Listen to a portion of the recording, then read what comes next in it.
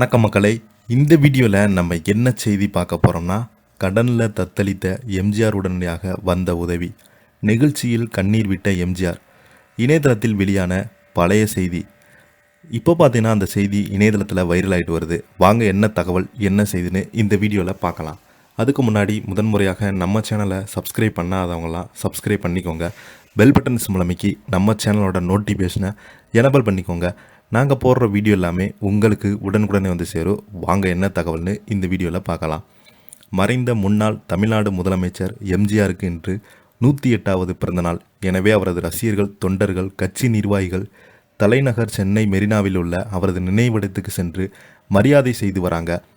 Cinema அதன் பின்பு தமிழ்நாடு அரசியல் என தான் கால் வைத்த இடங்கள் எல்லாமே கோலோச்சியவர் தான் எம்ஜிஆர் அவர்கள். இவரது பொது வாழ்க்கையில் பல்வேறு சுவாரஸ்யமான சம்பவங்கள் நடைபெற்றது.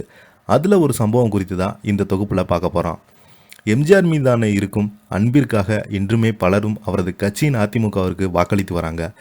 எம்ஜிஆர் மொத்தம் 136 படங்களில் நடிச்சிருக்கிறாரு. இதில் 133 படங்கள் தமிழ் படங்கள், 2 படங்கள் மலையாளத்தில், தெலுங்கில் ஒரு படத்தில் நடிச்சிருக்கிறாரு. இதில் இவர் இறந்த பின்பு 2 படங்கள் ரிலீஸ் ஆனது. 1936ஆம் ஆண்டிலிருந்து 1987ஆம் ஆண்டு வரை சினிமா உலகில் இருந்து வந்திருக்காரு. மக்கள் திலகம் என அழைக்கப்படும் எம்ஜி ராமச்சந்திரன் சினிமா பிரபலமாக இருந்து தொடக்கத்தில் தீவிரமான காங்கிரஸ் கட்சியாக இருந்தார். நடிகராக இருந்து வந்த எம்ஜிஆர் திராவிட கழகத்தில் இருந்த அண்ணா பிரிந்து வந்து திராவிட முன்னேற்ற கழகத்தின் உருவாக்கும் போது அதில் தன்னை இணைத்து கொண்டார். மேலும் கட்சியினுடைய நிகழ்ச்சியில் கலந்து கொள்வது, கட்சியின் கொள்கைகளை படங்களில் இடம்பெற செய்வதென கட்சி பணிகள் ஆர்வம் காட்டி வந்தார். அண்ணாவின் மறைவுக்கு பின்பு கருணாநிதி ஆட்சி அமைக்க அவருக்கு துணை நின்றார். அதன் பின்பு சில காரணங்களால் எம்ஜிஆர் கட்சியிலிருந்து வெளியேறினார். திமுகவிலிருந்து வெளியேறிய எம்ஜிஆர் அதன் பின்பு அண்ணா திமுக என்ற கட்சியை தொடங்கினார். கட்சி தொடங்கியதான் எதிர்கொண்ட முதல் தேர்தலை வெற்றி பெற்று முதலமைச்சரானார்.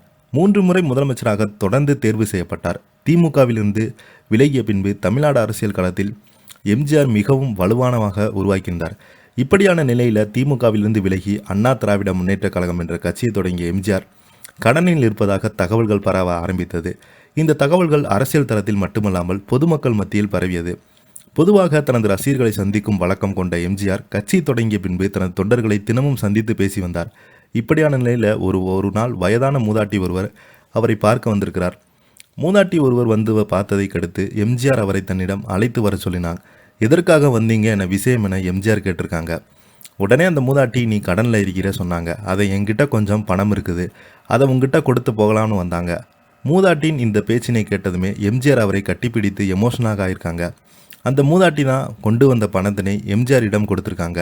இது தொடர்பான தகவல்களை பேட்டி ஒன்றில் அரசியல் விமர்சனம் பாண்டியர்களும் தெரிவிச்சிருக்காங்க. இது தொடர்பான வீடியோ அதிமுக மற்றும் எம்ஜிஆர் ரசிகர்கள் இணையதளத்தில் அதிகமாக பகிர்ந்து வராங்க. இதை பற்றி நீங்கள் என்ன நினைக்கிறீங்க? கீழே உள்ள கமெண்ட் பாக்ஸில் மறக்காமல் பதிவிடுங்க. இந்த வீடியோ உங்களுக்கு பிடிச்சிருந்தால் லைக் பண்ணுங்கள், ஷேர் பண்ணுங்கள், கமெண்ட் பண்ணுங்கள். நன்றி, வணக்கம்.